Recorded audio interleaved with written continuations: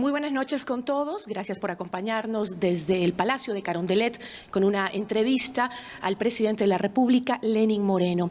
Nos acompañan en esta noche varios periodistas. Está con nosotros Miguel Rivadeneira, de Ecuador Radio y TVC. Está también Luisa Delgadillo, de RTS, y Clever Chica, presidente de AER. Y también quien les habla, Gisela Bayona. Saludamos al señor presidente Lenín Moreno. Muy buenas noches, presidente. Gisela, buenas noches. Queridos amigos periodistas, buenas noches. Un saludo cordial a todos los ecuatorianos. Vamos a empezar esta ronda de preguntas con 3 temas. El primero va a ser la emergencia sanitaria de COVID-19 que vive el país. El segundo, las medidas económicas. Y el tercer tema que vamos a tratar en esta entrevista es el futuro. ¿Qué se espera para Ecuador luego de la crisis y la pandemia sanitaria? Vamos a empezar con el periodista Miguel Rivadeneira, de Ecuador Radio. Muchas gracias, Gisela. Señor presidente, buenas noches. Buenas noches. Para que la comunidad científica pudiera hacer análisis e investigaciones, es fundamental, señor presidente, la información, los datos. ¿Por qué se dejó de entregar los datos diarios, insisto, tan fundamentales? ¿Quizás hay algún beneficio de este silencio? Bajo ninguna circunstancia, Miguel. Y gracias por la pregunta, porque me permite aclararlo. La transparencia ha sido la tónica del gobierno desde el primer momento. Y ha sido la tónica también que yo no solamente pedí, sino que exigí desde el primer momento de la pandemia. El desfase con respecto a la información, el desfase con respecto cuando se cruzó información acerca de las personas contagiadas, de las personas fallecidas, sucedió que detectaron un problema en el sistema de cómputo. Inmediatamente el señor ministro, que es una persona bastante seria, inmediatamente lo corrigió y los datos empezaron a ser ya certeros. Usted lo ha manifestado bastante bien. Para ganar una guerra se necesita que la información sea veraz, oportuna, exacta. Y eso es lo que hemos estado ofreciendo desde el primer momento, con este ligero desfase. Y debo agregar, además, de lo que noto yo en los países, a veces se encuentran con desfases especiales con respecto principalmente a la toma de pruebas. El momento en que se empieza a tomar pruebas masivamente, los datos empiezan a cambiar también sustancialmente. No hay que olvidar también de que las pruebas permiten, en más de una ocasión, algunos datos no completamente certeros. Es por eso que nosotros hemos privilegiado la prueba PCR, que es la que proporciona de manera certera la información acerca de la presencia del virus en la persona, a diferencia de la otra prueba, la prueba rápida, que realmente lo que detecta es si es que hubo la generación de anticuerpos o de antígenos por parte del cuerpo y que no dan la certeza de si es que la persona en este momento puede o no puede contagiar a las otras personas. Señor presidente, hoy se cuenta con un sistema nacional de salud que ha demostrado gran debilidad, no de ahora. Sí. Durante los últimos tiempos, quizás agudizado con tanto recurso en el nefasto gobierno anterior. Hoy tiene un gran ministro, un ministro que no es político, que es médico, con gran experiencia. Sin embargo, ¿de qué pudiera servir si se ha demostrado en investigaciones que ha habido una injerencia política en tanta compra, tanto sobreprecio, tanto robo? Quizás eso no desdibuja la acción profesional de un ministro como el que tiene hoy, en contraste con la ministra anterior. Bueno, mucho referirme a la señora ministra anterior, no puedo decirlo. Es una persona que sirvió, entiendo bien, desde el primer momento hasta cuando decidimos que no estaba acorde al momento y a las necesidades que requerían las instancias que se iban presentando. El señor ministro, usted lo ha manifestado, es una persona extremadamente transparente, honesta, vertical, que apenas detectó que existían problemas dentro del manejo de los hospitales, inmediatamente pues se abrió la expectativa para que la señora fiscal y las instancias que corresponden intervengan. Y han detectado un sistema que fue generado no en este gobierno, en el gobierno anterior, en el cual se entregó a cada uno de los hospitales y a sus gerentes la capacidad de hacer compras, tal vez de una forma discrecional. Y esa forma discrecional es la que llevó a estos inmensos actos de corrupción que han sido detectados por Fiscalía, que están en manos de Contraloría y que lo hemos dicho en más de una ocasión, no lo vamos a tolerar. ¿Se ha cortado, señor presidente, esa injerencia política? Yo creo que sí, yo creo que sí. Yo creo que siempre hay injerencia política. A veces hay presiones a las cuales los ministros en más de una ocasión se someten. No es el caso del señor ministro actual, el cual ha demostrado pues una transparencia y una verticalidad total en sus acciones. Muchísimas gracias, presidente. Miguel, muchísimas gracias. Damos el paso a Luisa Delgadillo. Gracias, Gisela. Señor presidente, de acuerdo a los datos oficiales, ¿cuál es al momento el número de víctimas mortales de COVID en el Ecuador? ¿Y por qué estas cifras que son dadas oficialmente llegan a ratos a diferir con el incremento del total de fallecimientos según los certificados de defunción, creando confusión en la población? ¿Cuáles son las cifras reales? Lo que sucede en el Ecuador, Luis, está sucediendo en muchos países del mundo, principalmente en los cuales la pandemia tuvo una acción tan feroz como la tuvo en la hermana ciudad de Guayaquil. Pero la Organización Mundial de la Salud exige que las cifras que se proporcionen sean las cifras de las personas a las cuales se les sometió al examen, lo cual fue imposible saberlo en Guayaquil, donde por las condiciones que se presentaron, las circunstancias tan especiales que se presentaron, pues hubo que hacer una fuerza de tarea. Ustedes recuerdan una fuerza de tarea conjunta que tuvo una tarea extraordinaria, es verdad, pero que fue imposible, realmente imposible detectar qué personas murieron con COVID y qué personas murieron por COVID. La Organización Mundial de la Salud exige que sean las personas que hayan sido detectadas, que fallecieron por el COVID, aquellas que se las registre como las personas fallecidas. Es por eso que usted encuentra a lo mejor una gran diferencia que no solamente la va a encontrar en el Ecuador, la va a encontrar en muchos países del mundo. A propósito de ello, presidente, de acuerdo a estas cifras que son reales, el total de actas de defunción inscritas en el registro civil ecuatoriano entre marzo y abril en todo el territorio nacional llegan a 16.781 casos y de ellos, de ese total, casi 11.000 solo en la provincia del Guayas, donde la situación es mucho más crítica. Y aquí viene la repregunta, a propósito de la primera que le hice. Esto sin el ánimo de polemizar y mucho menos de buscar culpables, sino más bien de hablarle con sinceridad y transparencia al país como a usted le caracteriza. ¿Hasta dónde considera usted que existe algún grado o no de responsabilidad por parte del gobierno nacional respecto de lo que ha ocurrido particularmente en Guayas y específicamente en Guayaquil? Bueno, yo acerca de que exista o no una responsabilidad, no puedo decirlo, eso lo decidirán las instancias respectivas. De forma particular, yo he visto un trabajo armónico, he visto sacrificios, inclusive sacrificios muy decididos, principalmente por parte, por ejemplo, del vicepresidente de la República, que me pidió, él estaba dirigiendo, usted recuerda, el COE por encargo mío, y me pidió dejar ese encargo e inmediatamente trasladarse a la ciudad de Guayaquil a tratar de resolverlo. Si existen responsabilidades mayores, pues ya habrá que determinarlas históricamente, pero yo quiero recordar algo que sí es sustancial, el hecho de que por parte de la ciudadanía no hubo la responsabilidad adecuada como para poder cumplir con la disposición de quedarse en cuarentena el momento en que regresaban de países como España e Italia. Recordemos que España e Italia son de los países que mayor cantidad de migrantes tienen ecuatorianos. Es decir, la mayor cantidad de migrantes de Ecuador están en Italia y en España. Me refiero a Europa, no a Estados Unidos, en Italia, España. El momento en que regresaron, lastimosamente no cumplieron con la cuarentena. Al principio, claro, había información distorsionada, información diversa. Alguien en algún momento manifestaba de que por qué nosotros no seleccionamos personas expertas en coronavirus, pues no las existen.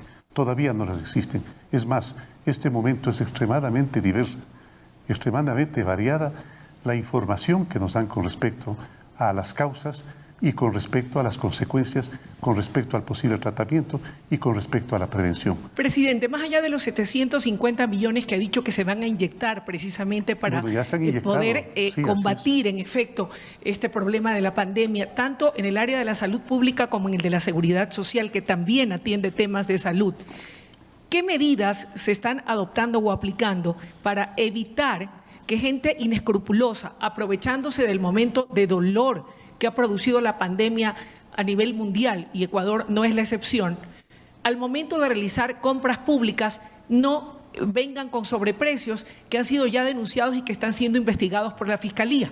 Como usted lo dice, están siendo investigados. Si es miserable una actitud de robarle al Estado, es más miserable aún robarle al sistema de salud, robarle al futuro de la salud de los ecuatorianos, al presente y al futuro de la salud de los ecuatorianos. Es por eso que nosotros, para transparentar totalmente el sistema, hemos decidido volver a la compra única, a la unidad de la compra. Es decir, devolver a la Secretaría de Compras Públicas esta potestad para que pueda hacer el seguimiento, Y hemos solicitado que las federaciones de médicos, las federaciones de abogados y a la Comisión Nacional Anticorrupción que hagan el seguimiento permanente de que los procesos estén acorde a la transparencia y a la honestidad. Y creo que vamos a obtener excelentes resultados al respecto. Fue un decreto que ya lo firmé, ¿no? Que ya lo firmé y está ejecutándose. Y las personas que han cometido estos actos miserables contra la salud de los ecuatorianos están siendo en este momento investigados y serán procesados y sancionados en su debido momento también, con la independencia que ahora tiene la Fiscalía, la Contraloría y la Justicia Nacional. Muchísimas gracias, presidente. Gracias, Luisa. Damos la palabra a Clever Chica. Señor presidente, buenas noches. Gisela, buenas noches. Compañeros, buenas noches. Y a los ciudadanos de todo el país que nos ven y nos escuchan, saludos cordiales. Señor presidente, a mi modo de ver las cosas, modestamente, por cierto, el Ecuador no estuvo preparado para recibir el virus del coronavirus. No estuvo preparado desde todo punto de vista, incluyendo el científico. No estuvo preparado con la infraestructura, no estuvo preparado con lo económico y, por último, los médicos no sabían que si existía o no el coronavirus. Primer factor. El segundo factor, señor presidente, es la situación que se aprovecharon, como dijo acá Luisa, como dijo también Miguel, se aprovecharon con los actos de corrupción. Y eso es lo que le ha molestado y le sigue molestando a todos los ciudadanos ecuatorianos, porque aún no ve preso a nadie. Todavía no tenemos ningún preso, señor presidente. Tenemos renuncias, sí, pero no tenemos preso.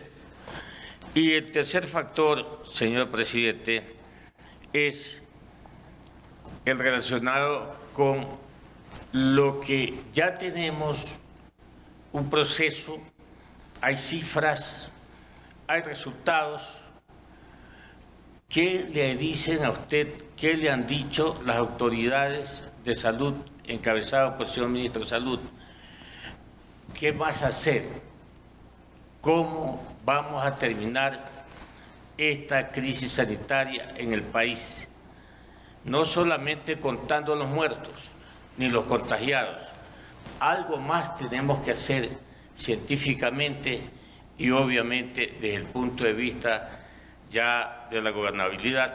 Por parte suya también usted deberá hacer. La pregunta es, ¿qué va a hacer? ¿Qué vamos a hacer? Bien, en primer lugar, Clever, tienes razón, no estuvimos preparados. Nadie estuvo preparado. Las grandes potencias no estuvieron preparadas, porque poco se conocía acerca de este virus. Es más, la Organización Mundial de la Salud mismo ha sido bastante contradictoria en algunas expresiones con respecto al virus. No estuvimos preparados y nos tomó en el peor momento. En un momento en el cual el gobierno anterior saqueó las arcas del Estado, teníamos un sistema de salud debilitado por la falta de recursos económicos y por supuesto esas son condiciones en las cuales es difícil afrontar una pandemia. Sin embargo, estamos saliendo adelante. Con respecto a que por qué no existen presos, no es el gobierno el que determina a quién apresar. Eso lo determina, lo propone la Fiscalía y lo determina la justicia. Y están llevando a cabo su labor como siempre lo quisimos, de forma libre, de forma espontánea, sin ningún tipo de intervención ni injerencia del Estado. Nosotros hemos recibido las renuncias de los compañeros que estuvieron trabajando con nosotros, les hemos pedido la renuncia, no porque tengamos la certeza de que son culpables, pero sí tenemos la certeza de que cometieron equivocaciones, por lo menos, y que tienen que responder ante la justicia. Y la señora fiscal, el señor contralor, los jueces están cumpliendo a cabalidad con la tarea, así es que a ellos les corresponde esto. Pero lo más importante, lo que usted manifiesta, ¿qué hacer? ¿Qué hacer en adelante? En adelante, pues, seguir responsablemente inyectando todos los recursos que sean necesarios en bien de la salud de los ecuatorianos. Nosotros estamos administrando, creo de manera correcta, la crisis del virus. Le estamos administrando porque hay diferentes formas de enfrentarlo. Ojalá tuviésemos una vacuna. Parece que a corto plazo no va a haber. Y aunque hubiera una vacuna a corto plazo, la administración de aquella durará meses en llegar a todo el mundo. Eso por una parte. Por otra parte, la expectativa de una curación no existe. Se habla de distintas formas de curar el coronavirus, pero hasta ahora la certeza de una curación no existe.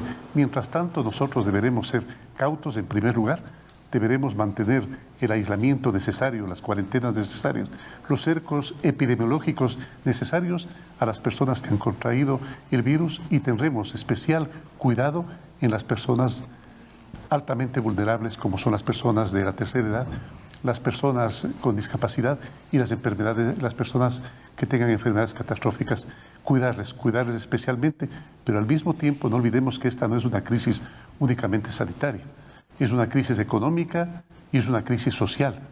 Las economías tienen que reactivarse y hemos hecho el llamado a todas las ciudades del Ecuador, que estén en condiciones, que tengan la capacidad de controlar, que se cumplan las normas, los protocolos adecuados de uso de mascarilla, de distanciamiento y de aseo, que por favor pasen al semáforo amarillo y se empiece a trabajar. Porque caso contrario, aquello que es una crisis sanitaria se puede transformar en una terrible crisis económica como la que ya estamos atravesando y que el gobierno está haciendo piruetas, malabares para tratar de salir adelante. Señor presidente, si me permite, con todo lo que usted ha expresado, es verdad, lo económico fue un factor también determinante en esta crisis sanitaria. En buena hora hubo dinamismo de parte de su gobierno al frente de usted, pero también encontramos en esta crisis sanitaria que determinados cantones de la República han tenido sus edificios que algún día pensaron o piensan los ciudadanos de ese cantón o de esos cantones que su edificio para el hospital va a estar terminado. Y créanmelo, señor presidente, que hay edificaciones que faltan muy poco. Y ojalá que en este año, que todavía falta para su gobierno, usted pueda dejar inaugurados estos edificios, estos hospitales, que realmente van a ser muy necesarios para los habitantes de estos cantones. Señor presidente.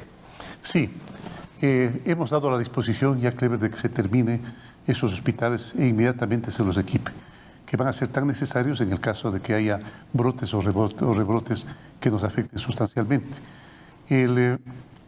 Con respecto Quisiera tocar un tema que es importante también acá. El trabajo que ha hecho el gobierno no ha sido únicamente en el tema de hacer el seguimiento, de hacer las pruebas y de atender a las personas que han sido infectadas, y también, por supuesto, de procurar que las personas que amerita que tengan un aislamiento pues estén cumpliéndolo adecuadamente, sino que en el tema de la comunicación realmente hemos tenido un hito. Desde el primer momento que declaramos la emergencia nacional, nosotros implementamos la línea 171, que ha tenido más de 2 millones de consultas, Inclusive el sistema que hemos implementado para teletrabajo, para telemedicina, para teleinformación, pues ha sido un trabajo que ha pedido ser replicado por la OEA y por la CEPAL en los otros países de América. Y nuestro ministro de Comunicación, de Telecomunicaciones, el señor Andrés Michelena, pues él está cumpliendo permanentemente conferencias virtuales, por supuesto, con esos países para poder informarles acerca de los avances que nosotros hemos logrado. Es importante también que se conozca que científicos técnicos ecuatorianos han desarrollado una APP cuyo propósito es que las personas que se enteren de que han adquirido coronavirus, pues puedan aplastar un botón apenas en su celular e inmediatamente las personas, cuidando la privacidad de ellas, las personas que se encontraron en su alrededor los últimos 15 o 20 días, sepan exactamente que una persona que está infectada con coronavirus tuvo cercanía con ellos. Gracias, esto lo permite, pues sin duda, el mundo digital, y nosotros lo estamos aprovechando adecuadamente. En la última reunión de Prosur virtual que mantuvimos con los señores presidentes de América del Sur, pues se puso a disposición de los países de Prosur y ellos lo han acogido de la mejor manera, y nuestro señor ministro de Telecomunicaciones está informando a los respectivos responsables de esta actividad en los países de Sudamérica, y creemos que es un aporte importantísimo del Ecuador para, ojalá, este tema llegue a un buen final. Gracias, señor presidente. Gracias. Gracias, Clever. Presidente, para atender la emergencia, el gobierno hizo varias cosas, usted ya mencionó algunas, también amplió la cobertura de salud pública, también se ha invertido en aumentar las salas de terapia intensiva, más camas en los hospitales, pero por el otro lado hay una cierta preocupación entre aquellos que son los héroes de esta gran lucha, los médicos y varias agrupaciones de salud han anunciado su preocupación de que no se sienten estables, que laboralmente no tienen estabilidad. ¿Cómo podemos garantizar justamente, cómo el gobierno puede garantizar la estabilidad laboral de quienes están ahora luchando en la primera línea de batalla, que son justamente los médicos, y a quien muchos de ellos se los ha contratado con estos contratos ocasionales? Ajá. Bien, a todas las personas que han estado en primera línea, aquellas personas que no han abandonado su puesto de trabajo, porque es penoso también manifestar, Giselle, que un médico que hace un juramento hipocrático, que debía haber cumplido ese juramento hipocrático de cuidar a los enfermos en más de una ocasión, no todos ventajosamente, pero algunos abandonaron sus puestos de trabajo y no regresaron. Pero todas aquellas personas que están cumpliendo adecuadamente su trabajo, de forma eficiente, de forma eficaz y de forma humana y de forma solidaria, pues están siendo renovados sus contratos. Con respecto a su pregunta, algo que es importante recalcar. Si me sí. permite, la ley aprobada en la Asamblea dice que se les darán nombramientos. Sí, precisamente. Los sí. que en Estado entraron en esta pandemia. ¿Cómo no? Lo que pasa es que es un procedimiento que hay que seguir, y el nombramiento viene inmediatamente después. Una cosa que creo que hay que repetirla permanentemente, Giselle, es el hecho de que fuimos de los primeros países en declarar emergencia.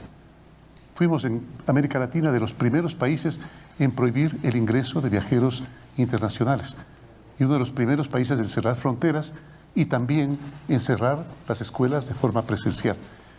Creo que eso fue manejado de manera responsable y eso también creo que el país debe reconocerlo. Presidente, la situación ha sido crítica para el país. Usted ya ha manifestado varias veces la situación que atraviesa el Estado.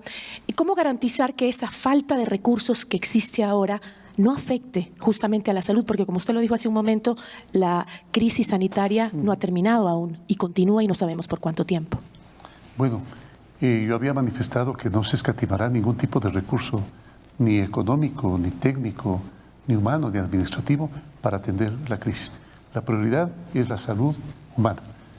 Ahora, nosotros, sin duda alguna, estamos atravesando por 3 etapas. Vamos a atravesar por 3 etapas. Una etapa de resistencia en la cual hay que procurar que el menor número de personas se infecten y aquellas personas que sean infectadas tengan el tratamiento adecuado en unidades de cuidado intensivo cuando así lo ameriten o en los hospitales y centros médicos cuando también lo ameriten. La segunda etapa es una etapa de reactivación. Es por eso que estamos incentivando también para aquellas ciudades, para aquellos cantones que tienen la capacidad de controlar que los protocolos se cumplan, pues que salgan a trabajar, que vayan a trabajar, que vayan a trabajar. Y el tercer espacio será el espacio de la recuperación. Importantísimo, porque nos va a dejar una secuela económica bastante fuerte. A lo mejor centenares de miles de desempleados, miles de millones de dólares perdidos por parte de empresas, personas que han perdido sus familiares y que a lo mejor no tienen quien les mantenga, a los cuales nosotros estamos acudiendo permanentemente a dar nuestra mano. De eso seguramente lo conversaremos desde un momento, pero estas 3 etapas hay que pasarlas y procurar que la recuperación económica, pero sobre todo que las secuelas de esta pandemia no sean tan graves como realmente lo han sido y procurar que la recuperación económica se dé lo más pronto posible, que encuentre, como decía Albert Camus, otro tipo de seres humanos muchísimo más solidarios, muchísimo más comprometidos con el bienestar de los demás y muchísimo más comprometidos con sus responsabilidades para con la patria, para con la familia y para con ellos mismos. Muchísimas gracias, señor presidente. Vamos a hacer una pausa y regresamos enseguida y tocaremos el tema de las medidas económicas planteadas por el gobierno.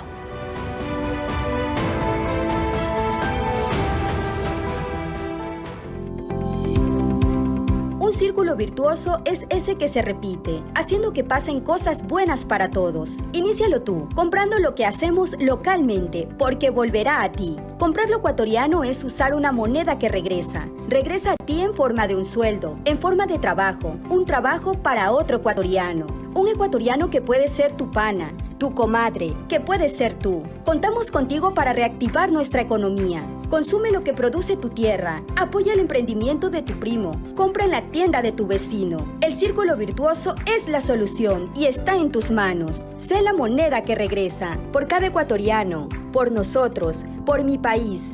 Juntos, Ecuador. El gobierno de todos. Esto está buenísimo. Puedes llamar a la que lo preparó. Quiero felicitarlo. Claro que sí. Señor. Son todos ellos. Sí, señor, son todos ellos. Muchos ecuatorianos no conocen el esfuerzo detrás de cada plato que llega a nuestras mesas, pero el Ministerio de Agricultura y Ganadería sí.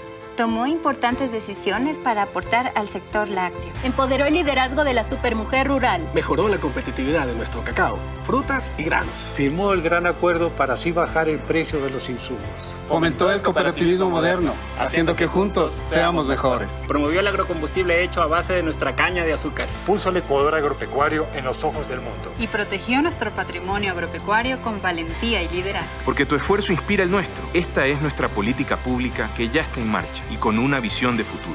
Ministerio de Agricultura y Ganadería del Ecuador. El gobierno de todos.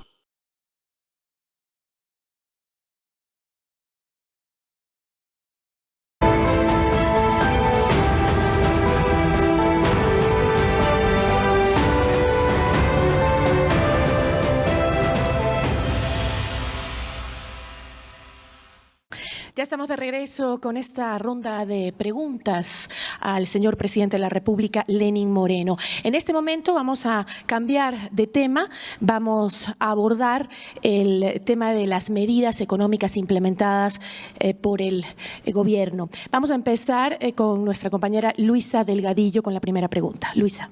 Gracias, Gisela. Señor presidente, usted se vio orillado a tomar medidas económicas importantes para poder capear el temporal. Uno de ellos, la caída del precio internacional del petróleo, la reducción de la recaudación tributaria, la pandemia y el consecuente confinamiento.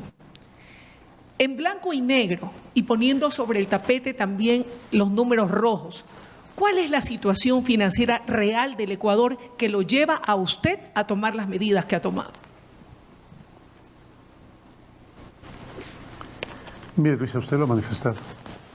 Jamás en la vida, jamás en la historia ecuatoriana ha habido una situación tan difícil en el plano económico, además de sanitario, como lo hemos visto ya en el plano económico. El precio del petróleo alcanzó niveles que francamente en un mundo bizarro nadie se hubiera imaginado. Los países pagaban hasta 30, 35 y 40 dólares para que se lleven el petróleo. Ni siquiera pagaban por el petróleo, pagaban para que se lo lleven. Usted entenderá que las industrias cerradas, las exportaciones disminuidas, la actividad económica de las personas completamente disminuida, ha generado una baja sustancial de los ingresos por concepto de impuestos, tasas de impuestos. Esto ha llevado al gobierno a tomar algunas decisiones, pero es importante que se conozca que al terminar este año nosotros tendremos aproximadamente 8.000 millones de dólares por concepto de déficit en el presupuesto.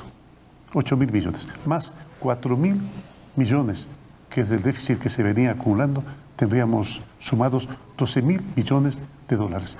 Es decir, un poco más de la tercera parte de los ingresos totales que presumía tener el Ecuador para poder financiar su presupuesto se han perdido. En ese contexto, presidente, ¿cuáles definiría usted como los ejes de la propuesta con la que va a reactivar la economía de los ecuatorianos y con qué financiamiento? Bueno, yo estoy siempre a la expectativa porque después de las crisis siempre en algún momento viene la recuperación, la reactivación y la recuperación.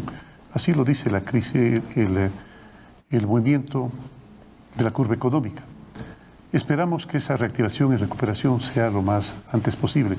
Caso contrario, pasaremos problemas mayores que los que estamos atravesando. Vuelvo a decirlo, vuelvo a decirlo una vez más. Es por eso que es importante que aquellas industrias, que aquellos cantones, que aquellas personas que puedan cumplir con los protocolos adecuados para poder salir a trabajar, pues lo hagan. Las ciudades que no están preparadas, pues no lo van a hacer. Se van a mantener en la cuarentena y con las regulaciones que se han impuesto. La forma como nosotros vamos a ayudar a financiar esto. Ventajosamente, y hay muchas personas que no lo entendieron con claridad, el momento en que se pagó ese dinero que se adeudaba en los bonos. Era una buena señal, la buena señal que una persona honesta la da el momento en que adeuda en una tienda, en una farmacia, o adeuda en el banco, adeuda a una persona. Era una buena señal de que hay honestidad, hay transparencia, hay deseo de pagar. Y el mundo financiero, principalmente los multilaterales, reaccionó inmediatamente.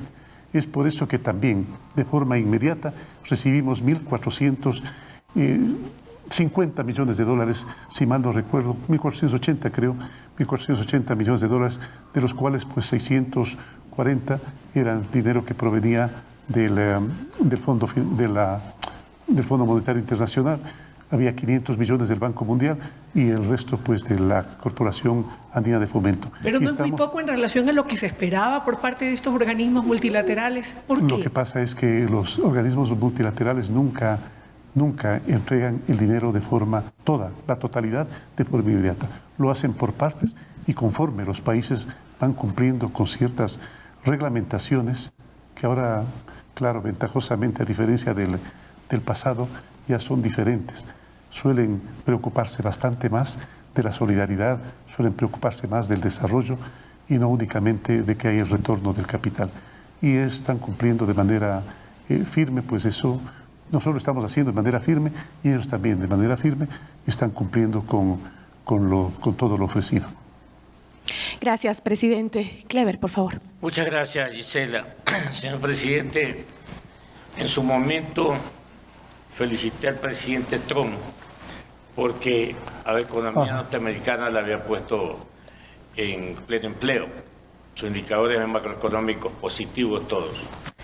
Ahora, como la economía es dinámica y todo lo que ha pasado y que lo conoce el mundo, la economía norteamericana está también negativa.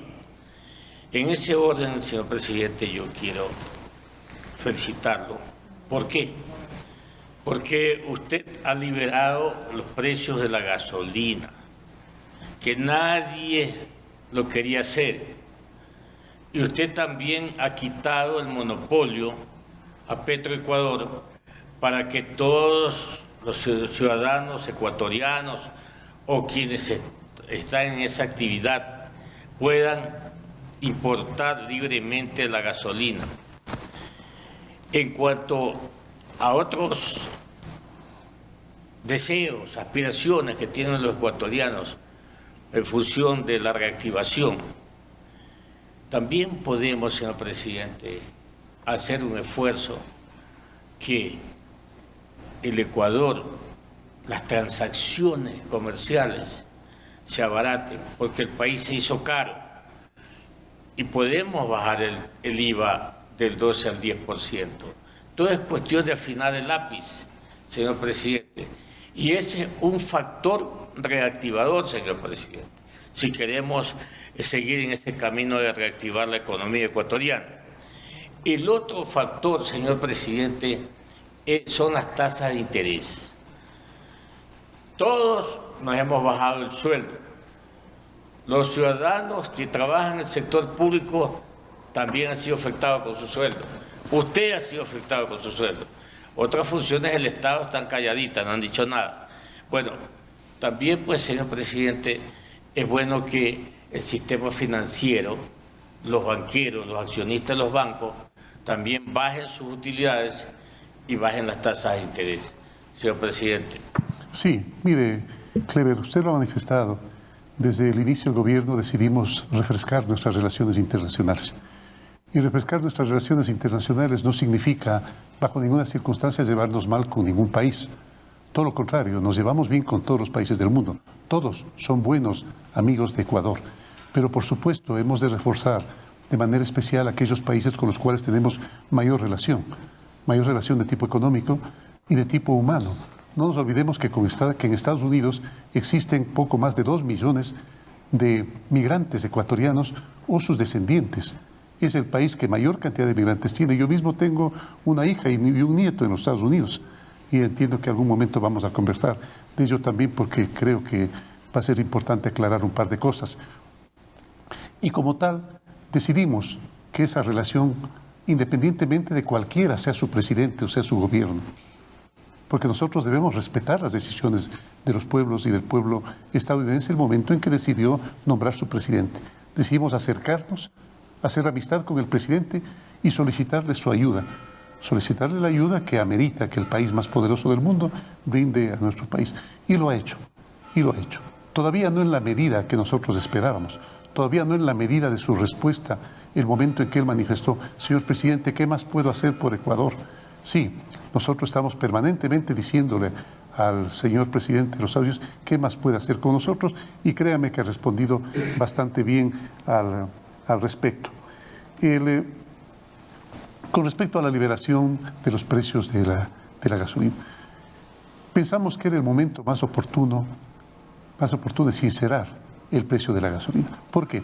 Porque las personas este momento estaban pagando 10, 15 y 20 centavos más de los precios internacionales, y creemos que eso no era dable en un momento que se necesitaba reactivación económica, reactivación del transporte. Y se estableció también que va a haber una banda que bajo ninguna circunstancia va a superar ni ser menor del 5% mensual, que pensamos nosotros que amerita para que nadie se vea afectado por cambios drásticos en el precio de los combustibles. Era momento de hacerlo, pensamos que este era el momento más adecuado de hacerlo y el país definitivamente no podía seguir estando expuesto a unos pagos tan altos por parte del Estado para una situación que era aprovechada malsanamente por ciertas personas que trafican nuestros combustibles y que es peor todavía, los llevaban para que los narcotraficantes lo utilicen como precursores de sus drogas que estaban siendo mal utilizados por personas que tenían autos de alta gama y que estaban siendo no utilizados adecuadamente por aquellas personas que las incluían dentro de su producción.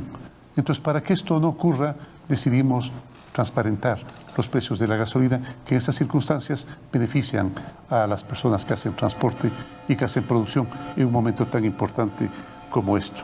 Con respecto a lo que usted manifestaba, Clever, nosotros hemos destinado 1.150 millones de dólares para las pequeñas, medianas, microempresarios, artesanos, pequeñas, medianas industrias y para los agricultores, por supuesto, agricultores y ganaderos que han sido tan activos durante este periodo, que nunca dejaron de producir. Es por eso que nosotros no hemos sentido la escasez de alimentos. Es más, hemos controlado adecuadamente y el campo ha respondido también de forma adecuada. Los distribuidores lo han hecho, manteniendo los precios y no ha habido una subida exagerada de precios, ni siquiera estamos hablando de una subida de precios. Habrá algunos casos excepcionales, pero los precios realmente se han mantenido. Estos 1.150 millones que están destinados específicamente a la actividad productiva de las pequeñas, medianas empresas están siendo entregados hasta 36 años plazo, con el 5% de interés y 6 meses de gracia, lo cual va a ayudar a reactivar a la producción. Y con respecto al IVA, como usted lo dice, afinando el lápiz, de repente nos encontramos con aquello. No creemos que es el momento más oportuno porque ya lo hemos conversado, las arcas fiscales están bastante vacías.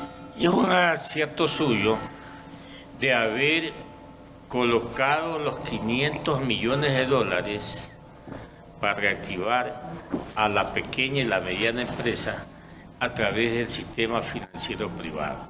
Claro. Ese es un acierto. ¿Por qué? Porque Miguel sabe, usted sabe que ya se han dado muchos dineros a través del Banco de Fomento y todos. ¿Qué hicieron? Desviaron los fondos. Ahora, en buena hora, estoy completamente seguro que va a llegar a la pequeña y mediana empresa este dinero. Y va a sobrar dinero. Ese sobrante o ese excedente seguramente ustedes lo van a tener que prestarle ya a las empresas grandes que también lo necesitan. Habrá momento para ello, pero hemos de recordar, Clever, que en ningún momento hemos descuidado nosotros a la actividad productiva. El Ban Ecuador, la Corporación Financiera, el Banco del Pacífico ha entregado más de 5.000 millones de dólares en crédito para la actividad productiva. Claro, esto es un dinero que tenemos que destinarlo de manera excepcional por el momento en el que estamos atravesando. Y acudiremos a instancias internacionales, principalmente multilaterales, para que nos sigan entregando fondos y poderlos entregar en las mejores condiciones posibles a la pequeña, mediana y gran empresa para que reactive el país y el empleo y el desempleo no cunda en el Ecuador. Todo lo contrario, que ojalá se vuelva a contratar a las personas y la gente tenga trabajo y pueda llevar bienestar a su hogar. Muchísimas gracias, Clever. Señor presidente, usted en sus últimas cadenas aseguró que se han perdido cerca de 150.000 empleos en el Ecuador por la crisis, por la pandemia. A esto se le suma que Ecuador ya tenía altos índices de desempleo y de subempleo. Además, se suman también aquellas personas que se quedarán sin empleo por el cierre de varias empresas públicas. El Estado no puede ahora generar empleo por la crisis económica. La empresa privada tampoco por su grave situación. ¿Qué va a pasar? ¿Cuáles son las estrategias para esta gente que hoy se queda sin empleo? Bueno, en primer lugar, inyectar entusiasmo, inyectar optimismo, inyectar esperanza. Y eso debe hacérselo desde el gobierno. Y por supuesto también desde las empresas, porque esto tiene que decantar hacia todas las instancias. Todos debemos llenarnos de optimismo, pero al mismo tiempo el optimismo debe estar acompañado de cuestiones totalmente tangibles y reales, y son precisamente los créditos que se van a entregar a las empresas que hagan la promesa firme de mantener a sus empleados. En este momento las empresas, muchísimas de ellas han realizado un sacrificio bastante grande, pagando 2 meses de salario para empleados que no han acudido a sus hogares, con excepción pues de aquellos que han realizado teletrabajo y aquellos que, como usted lo manifiesta, han estado en primera línea. Entonces a esos empresarios hay que inyectarles recursos para que puedan mantener, para que puedan reactivar sus empresas, reactivar su actividad económica y, por supuesto, mantener el empleo de los ecuatorianos. Presidente, además de las empresas que se cerraron, también se cerraron embajadas. También regresan muchos embajadores al Ecuador por el tema de la crisis. Usted lo mencionó hace poco, han habido muchas críticas justamente porque usted tiene una hija que trabaja justamente en Nueva York. Entiendo que tiene 15 años ya ella trabajando en el exterior, digo. No está trabajando en el exterior. Ella trabajaba en Naciones Unidas y estaba prestada antes de comenzar el primer gobierno del economista Correa y yo, antes ella trabajaba en Naciones Unidas, estaba prestada al Ministerio de Relaciones Exteriores. El momento en que yo ingresé, ella por delicadeza decidió renunciar. Cuando yo salí de la vicepresidencia, fue llamada al servicio exterior. Yo ya no era vicepresidente, yo no la nombré. Yo no he nombrado a ningún familiar en ningún cargo público. Mi hija, y qué pena que tenga que decírselo en público, mi hija ha sido la abanderada de su escuela. Magna cum laude en el colegio, summa cum laude en la universidad, y fue de las mejores alumnas en la maestría que realizó en Suiza y la maestría que realizó en Inglaterra. 2 maestrías, una de ellas en Relaciones Internacionales, además de otras habilidades extraordinarias como el haber estudiado en la Academia de Bellas Artes de Florencia y haber sido seleccionada entre las 2 únicas personas que fueron seleccionadas en la Academia de Bellas Artes de Florencia para que puedan estudiar ahí, las únicas 2 latinoamericanas, una mexicana y mi hija, fueron seleccionadas. Habla 5 idiomas y entiende y habla bastante aceptable el mandarín, es decir, 5 idiomas más el mandarín, y cumple sus tareas de forma extraordinaria. Para información de la gente que vive de la comidilla, ella solicitó separarse ya hace algún rato. Es el embajador Luis Gallegos, a los cuales todo el mundo reconoce por su capacidad, por su honestidad y su transparencia, el que le pidió que se quede hasta la cumbre de presidentes, que es en el mes de septiembre. Seguramente mi hija no va a poder hacerlo. Quiero también hablar de un tema que se vuelve penoso el momento en que cae en la miseria de las redes. Mi hija hace 1 hora acaba de ser sometida a una operación de tiroides. La operación de tiroides es una operación que impide, los médicos lo corroborarán, que impide que una persona alce pesos, y ella tiene un niño de 1 año y claro, no puede hacerlo. Inmediatamente su madre, mi esposa, inmediatamente buscó la forma, aún a riesgo de infectarse en un avión o en un aeropuerto, buscó la forma de ir a ayudar a su hija. Como decimos acá normalmente, mamá es mamá.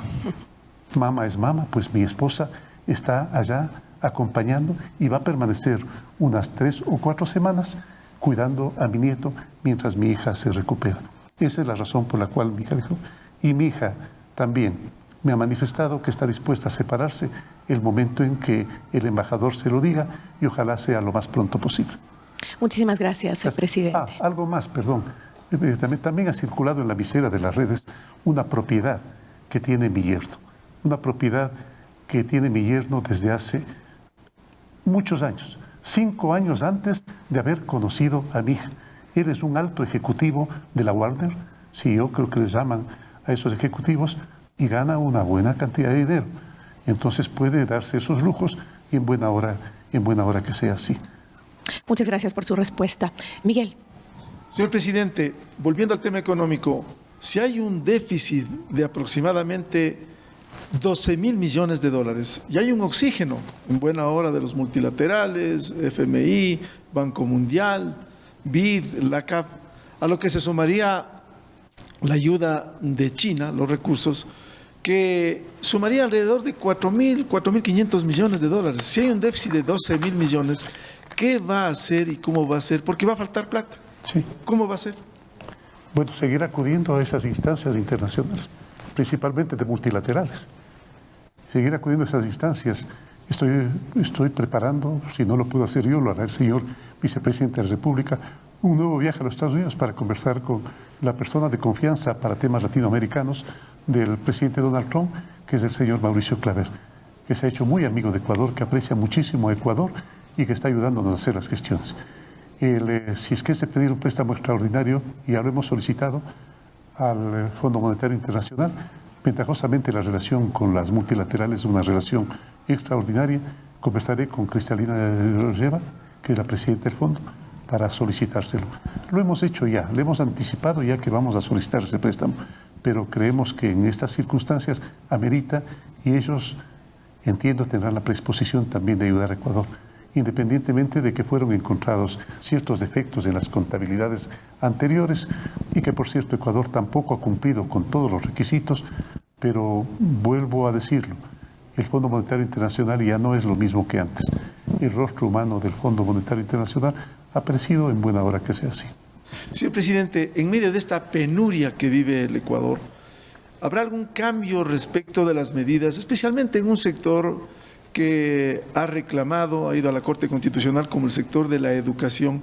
Cierto es que el artículo 165 de la Constitución dice que se podrá tomar recursos a excepción de la salud y la educación. También hay que decirlo, ha habido distorsiones en el sistema universitario, pero ¿va a haber algún cambio en ese sentido? Nosotros lo hemos manifestado, Miguel, lo hemos manifestado. Todo el mundo debe poner el hombro en estas circunstancias tan especiales por las que está pasando el país. Y se lo hemos solicitado también a las universidades. No olvidemos que las universidades en los años anteriores no han ocupado más allá del 85% de sus presupuestos. Es decir, que el 15% que se estaba solicitando que sea el aporte de las universidades es un 15% que ya se estaba dando por la falta de ejecutividad de las universidades con respecto a sus presupuestos. Pero siempre lo diré, creo que aquellos que no pongan el hombro en esas circunstancias, como lo ha hecho el Ejecutivo, el momento en que decidió que presidente, vicepresidente, ministros y subsecretarios se rebajen a la mitad del sueldo, si todo el mundo no pone el hombro, yo creo que en algún momento ellos mismos tendrán dentro de su corazón el hecho de no haber aportado con el país el momento en que más se necesitó. Sin embargo, nosotros no restaremos los recursos de la educación. Hemos solicitado un aporte a los señores maestros también de 1 hora diaria, lo cual significa aproximadamente un 8% del sueldo, en esta circunstancia en la cual no están haciendo actividad presencial. Y que su contingente está siendo requerido de manera menor. Y a quienes hacen la burocracia ecuatoriana y que tampoco están asistiendo a su trabajo, también el aporte para disminuir esa masa salarial que en un momento se nos está haciendo tan difícil, tan pesado poder pagarla, poder cancelarla. Ustedes mismos han visto que ya estos 2 meses hemos sufrido atrasos terribles. El último en ser pagado siempre es el presidente. Yo creo que el día de ayer o hoy apenas me han pagado el sueldo. Qué sé yo, nosotros sabremos salir adelante, así como el pueblo ecuatoriano sabrá salir adelante, si es que hay el aporte de todos. Cuando tuvimos el Consejo de Seguridad del Estado, las demás funciones del Estado también se comprometieron a hacer ajustes entre el 10 y el 15% de sus presupuestos. Todos aportar ecuatorianos, porque si es que todos no aportamos como una familia suele hacerlo en condiciones difíciles, muy difícil, muy complicado salir adelante. Muchísimas gracias, presidente. Vamos a hacer una pausa y cuando regresemos abordaremos otro tema, el futuro. ¿Para dónde vamos? Ahora es difícil tener paciencia, quedarse en casa, esperar y cumplir con la cuarentena. Y porque es difícil, nosotros te la queremos hacer fácil. Por eso, el Plan Canasta Solidaria del Gobierno de Todos está llevando comida a la mesa de 4 millones de familias ecuatorianas gracias a la entrega de kits alimenticios, beneficiando así a casi 8 millones de ecuatorianos. Son momentos difíciles, pero no estás solo. Tu gobierno está contigo y de esta salimos juntos. El Gobierno de Todos. Porque lo más importante es proteger el empleo y darle oportunidades a los negocios y emprendedores que están comprometidos a sacar al país adelante. Presentamos el programa Reactívate Ecuador. Son más de 1.000 millones para la producción. Créditos desde $500 hasta $500.000 que otorga el gobierno nacional como un alivio a las empresas de todos los tamaños para mantenerse activas. Para los primeros 500 millones, paga tu crédito hasta 36 meses plazo, hasta 6 meses de gracia y hasta el 5% de interés. Recibe tu crédito en un plazo máximo de 10 días. Conoce más en www.finanzas.gov.es. El Gobierno de Todos.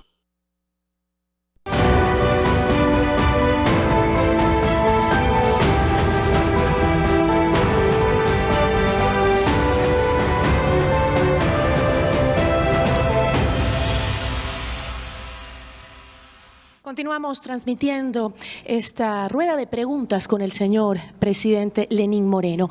Vamos ahora a abordar el tema del futuro. ¿Para dónde va el Ecuador luego de esta crisis? Empezamos con Clever. Es difícil creer y pensar que lo vamos a resolver el futuro. Señor presidente, me recuerda a una clase de teoría económica, ¿no? El qué, el cómo y el para qué hacer. Ahora vamos a decir, ¿qué hacer después de todo lo que ha pasado? Primer factor, la crisis sanitaria. Segundo factor, el económico. El tercer factor, el psicológico. Y el cuarto, que ya está aquí a puertas, que es el político. 4 factores que estamos enfrentados los ecuatorianos y particularmente usted como el primer mandatario tiene que enfrentarlos y la pregunta es ¿cómo los va a resolver? Bueno, no me corresponde únicamente a mí, Clever, la solución.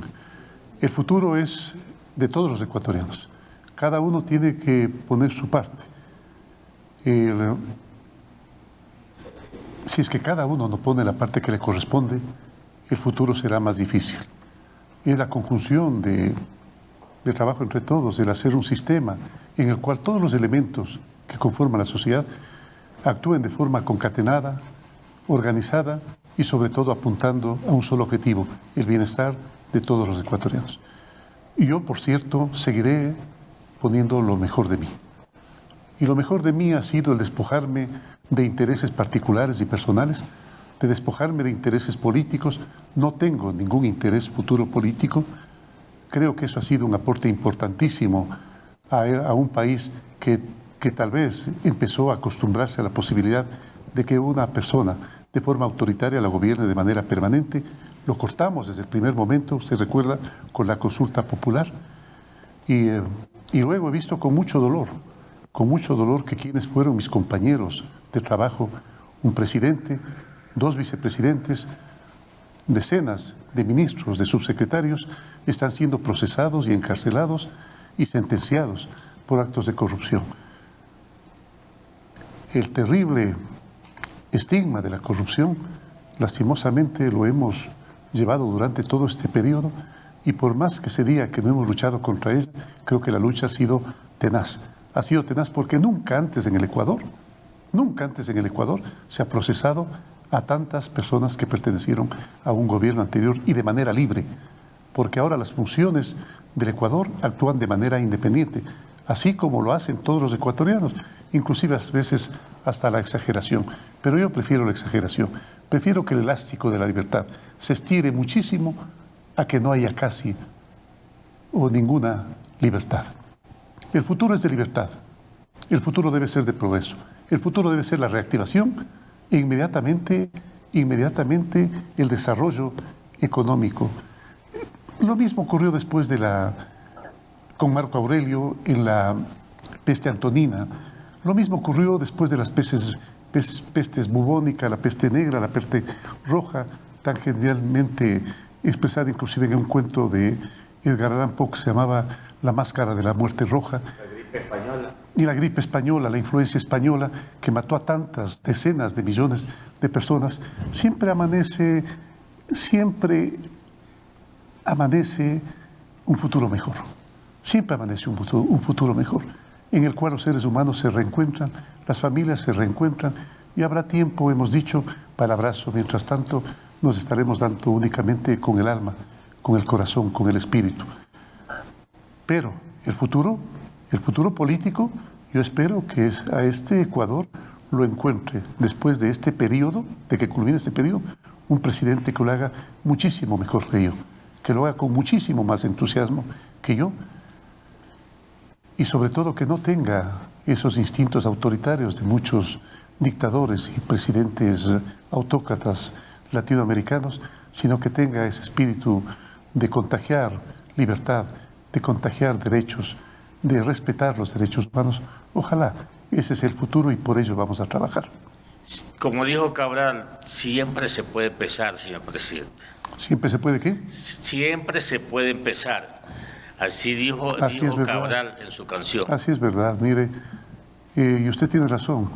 Por fuerte que sea la caída que tenga un país, una sociedad, una familia, un individuo, por duro que haya sido el golpe, siempre existe la oportunidad de volver a ponerse de pie y volver a caminar, o volver a rodar, como en mi caso. Gracias, Clever.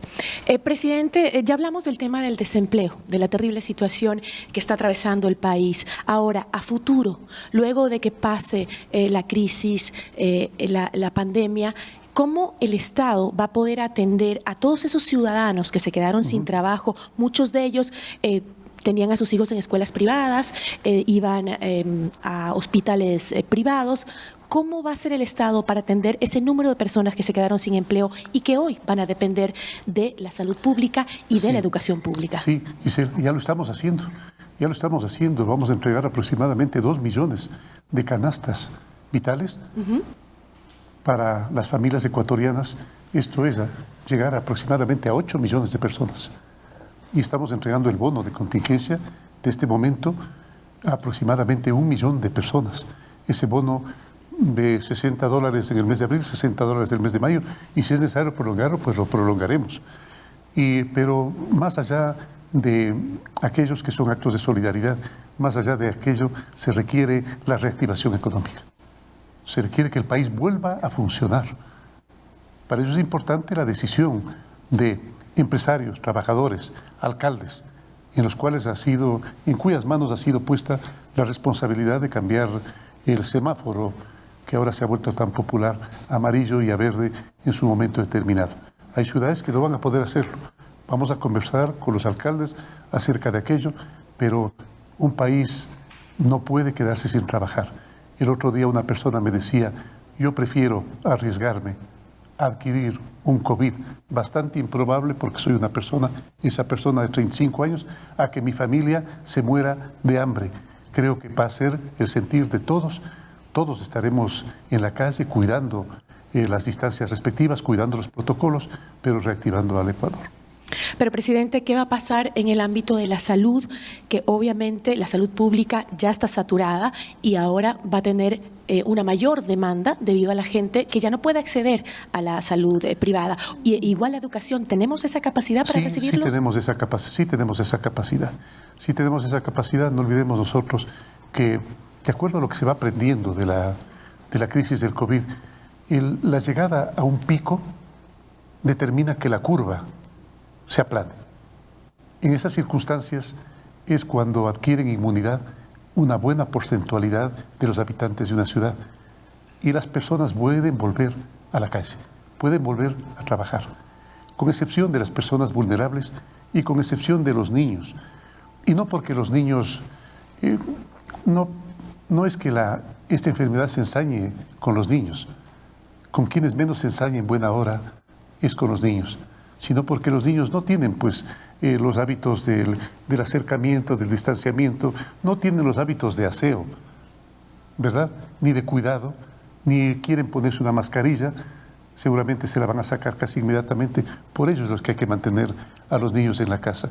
y porque el momento en que ellos adquiriesen la enfermedad, posiblemente la van a transmitir a sus abuelos o a las personas de la tercera edad o a las personas con enfermedades catastróficas que se encuentran en este momento aisladas en el hogar. Todos van a tener la atención que se requiere. En este momento estamos preparados para atender las emergencias. Y luego, cuando las curvas se aplanen, cuando las clínicas y los hospitales, como sucede en Guayaquil, ya están empezando a vaciarse de temas de COVID y están empezando a acudir a ellas personas que tienen otro tipo de afecciones, pues podremos brindarles ese tipo de servicios.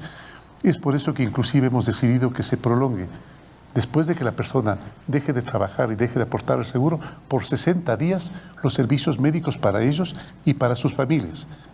Además, hemos indicado que bajo ninguna circunstancia las personas que presten servicios de salud privados pueden dejar de hacerlo. Pueden dejar de hacerlo. No van a poder dejar de hacerlo.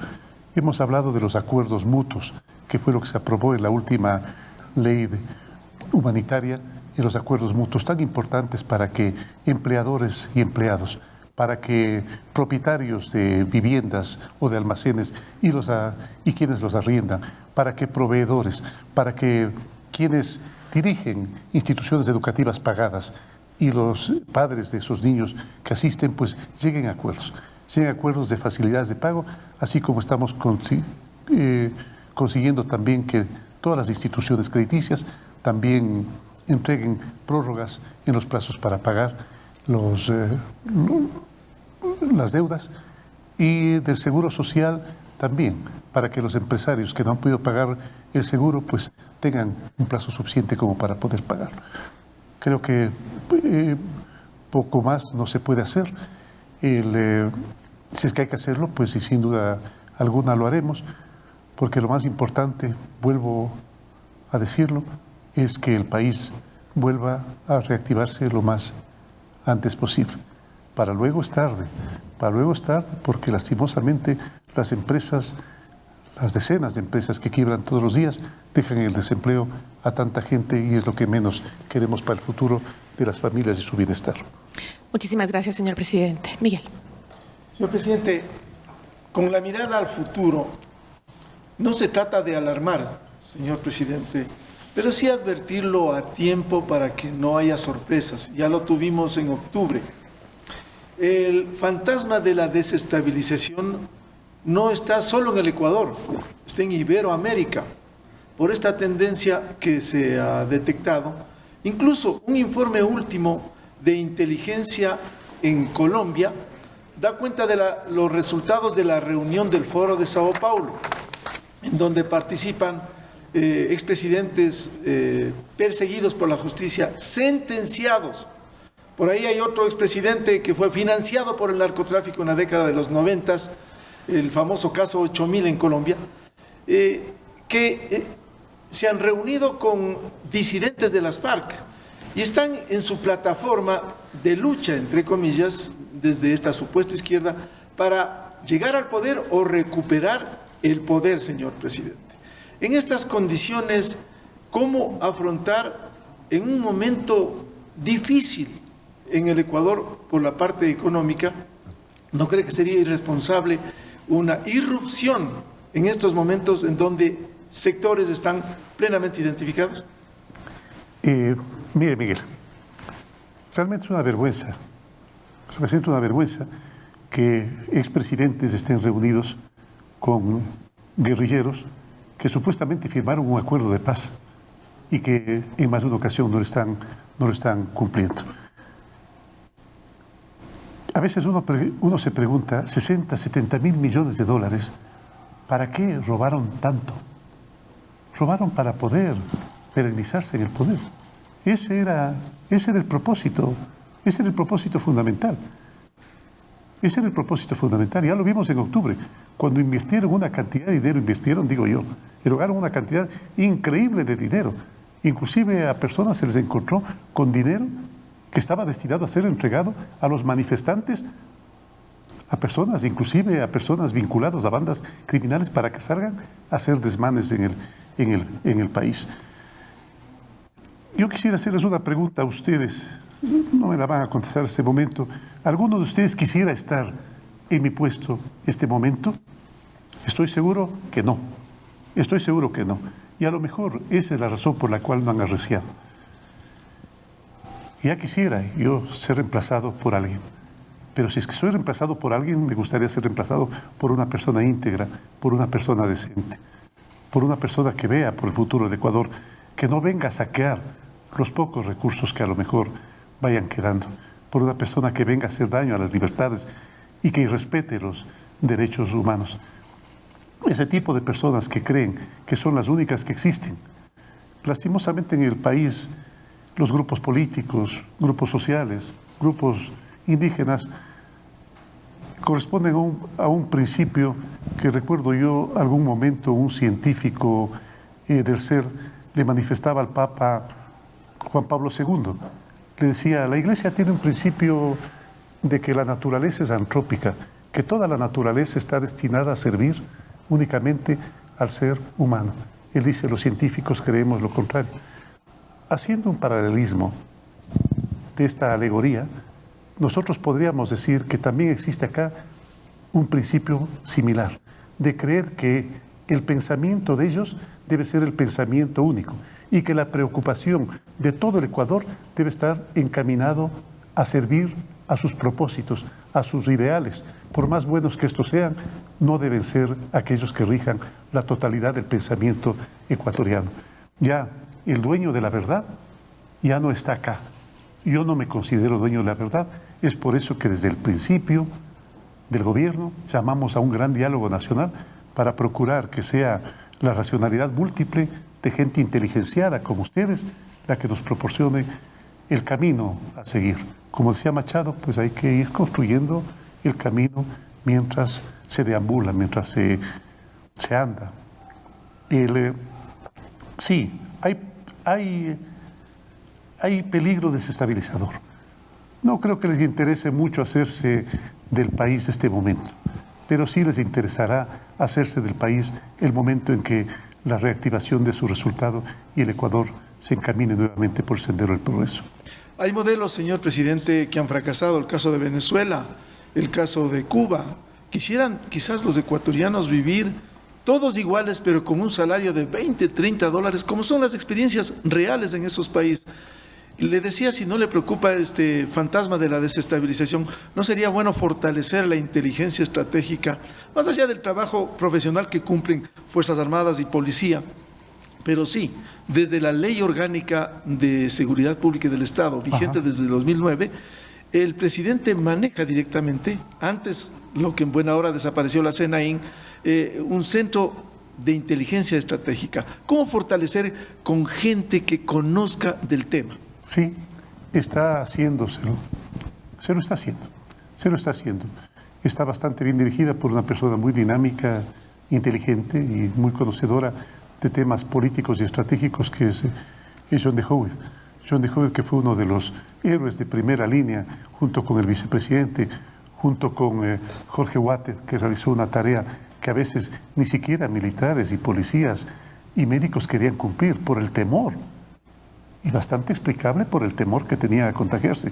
Jorge Waters tomó a su cargo esta tarea y lo hizo de manera completamente eficiente. Pedro Pablo Duarte, otra persona que trabajó de manera eficiente. Y por supuesto, el vicepresidente, el compañero Tozón de Horser, al cual el país y su ciudad querida le debe tanto. Estamos fortaleciendo la inteligencia estratégica para impedir que la desestabilización vuelva a hacerse presente como se hizo presente en octubre. Muchísimas gracias. Pasamos con Luisa, por favor. ¿Cómo no? Gracias, Gisela.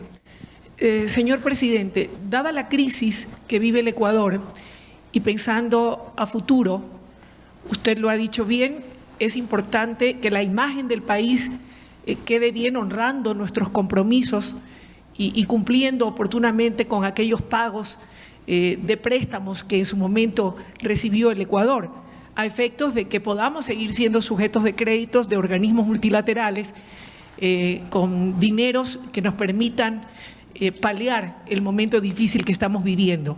Y entiendo que en ese contexto el Gobierno Nacional, no obstante de ello, está decidido a ir a una nueva reestructuración de la deuda ecuatoriana. En ese sentido, ¿cuál va a ser la propuesta que harán a los tenedores de los bonos ecuatorianos a efectos de que puedan acceder a ir a esa renegociación, 1. Y 2, en esa misma línea, quisiéramos que nos comente cómo avanzan las renegociaciones de la deuda con China. Avanzan a pasos agigantados, Luisa, no solamente con China, sino con todas las instituciones multilaterales o privadas con las cuales nosotros tenemos acreencias.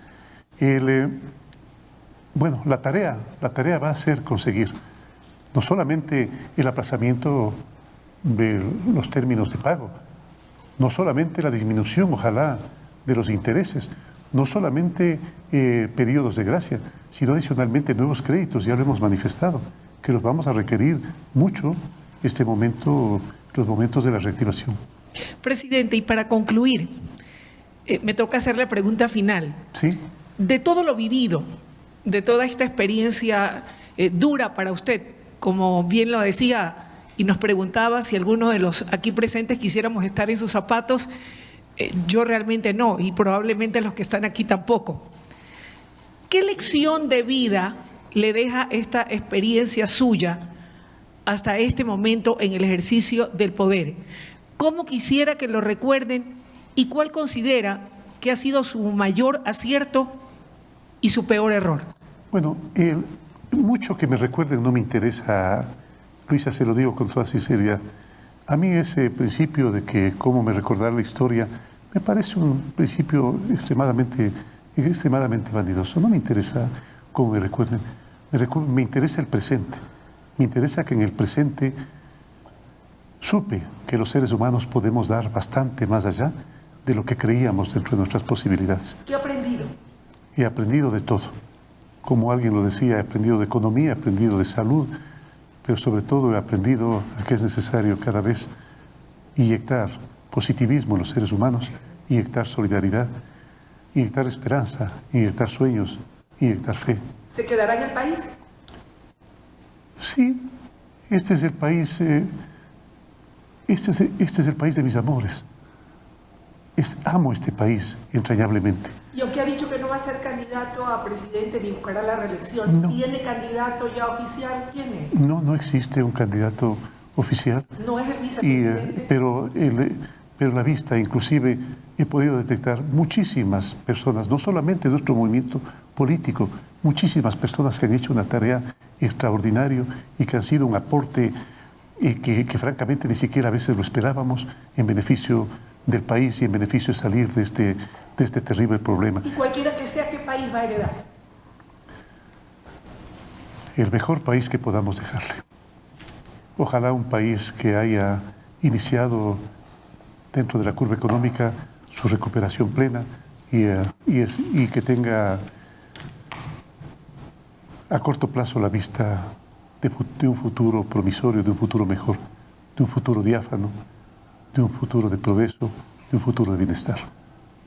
Yo creo que solamente un puntito. Yo creo que usted va a dejar entre otras cosas, ordenar las finanzas públicas. Esa fue la tarea. Esa fue la tarea desde el primer momento, ordenar las finanzas públicas para que el presidente que venga no se encuentre pues con la mesa servida que me dejaron a mí. Que el presidente que venga ojalá encontrase el país en mucho mejores condiciones de las que recibí yo. No va a ser tan fácil por esta terrible crisis por la cual hemos atravesado, pero vamos a hacer todo el esfuerzo, créanme ustedes, para lograrlo. Y vamos a salir adelante, Ecuador. Claro que vamos a salir adelante. Muchísimas gracias. Hemos concluido esta serie de preguntas con el señor presidente Lenín Moreno desde el Palacio Presidencial. Muchísimas gracias por habernos acompañado. Una buena noche para ustedes y también para ustedes, compañeros periodistas. Señor presidente, muchísimas gracias. Muchas gracias a ustedes. Buenas noches. Si hubieras sabido que esto pasaría, te habrías quedado unos minutos más. Ese viaje que no hiciste. Esa comida que no probaste, ese pueblo y ese mercado que no visitaste, y hasta ese baile, lo habrías dado todo, ¿cierto? Prométeme que te quedarás aquí, conmigo, en Ecuador. El gobierno de todos.